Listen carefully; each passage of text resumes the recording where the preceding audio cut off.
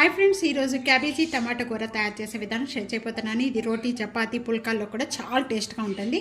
తప్పకుండా ఇదే విధంగా ట్రై చేసి మీకు ఎలా ఉందనేది కామెంట్స్లో తెలియజేయండి. హాయ్ ఫ్రెండ్స్, నమస్తే, వెల్కమ్ టు ఆనూస్ కిచెన్. ఈరోజు క్యాబేజీ టమాటా కర్రీ తయారు చేసుకునే విధానం చూపించబోతున్నాను. క్యాబేజీ టమాటా కర్రీ తయారు చేసుకోవడానికి నేను ఇక్కడ ప్యాన్లో 2 టేబుల్ స్పూన్ ఆయిల్ యాడ్ చేస్తున్నాను. ఆయిల్ బాగా కాగిన వెంటనే 1/4 టేబుల్ స్పూన్ శనగపప్పు, 1/4 టేబుల్ స్పూన్ జీరా, 1/4 టేబుల్ స్పూన్ ఆవాలు యాడ్ చేస్తున్నాను. పోపు గింజలు బాగా వేగిపోయిన వెంటనే 1 ఆనియన్, 2 పచ్చిమిర్చితో పాటు కరివేపాకు కూడా యాడ్ చేస్తున్నాను. ఆనియన్స్ కొద్దిగా మగ్గిన వెంటనే కూడా ఇక్కడ సన్నగా పీసెస్ కట్ చేసుకున్న క్యాబేజీ పీసెస్ యాడ్ చేస్తున్నాను. క్యాబేజ్తో పాటే ఇక్కడ 1 టమాటా,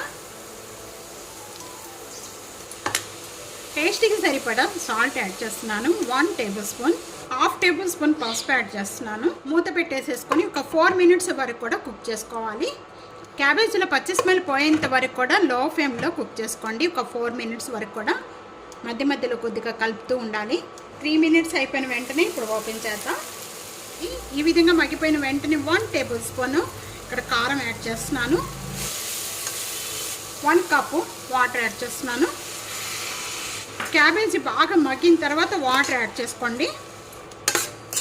ఈ వాటర్ అంతా కూడా బాగా మగ్గేంత వరకు కూడా మీడియం ఫ్లేమ్లో పెట్టుకొని మళ్ళీ మూత పెట్టేసేసుకొని మగ్గించేసుకుందాం.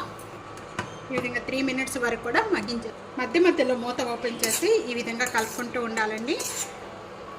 3 మినిట్స్ అయిపోయిన వెంటనే ఇప్పుడు ఓపెన్ చేద్దాం.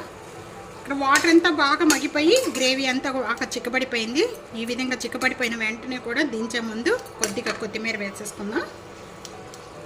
స్టవ్ బంద్ చేసేసుకోవచ్చండి. తప్పకుండా ఇదే విధంగా ట్రై చేయండి, చాలా టేస్ట్గా ఉంటుంది. ఇది రోటీ చపాతీల్లో కూడా చాలా బాగుంటుంది. ఎలా ఉందనేది కామెంట్స్లో తెలియజేయండి. సబ్స్క్రైబ్ చేయడం మర్చిపోద్దు. ఫ్యామిలీతో ఫ్రెండ్స్తో వీడియోని షేర్ చేస్తూ వీడియో లైక్ చేస్తూ ఉండండి. Thank you for watching.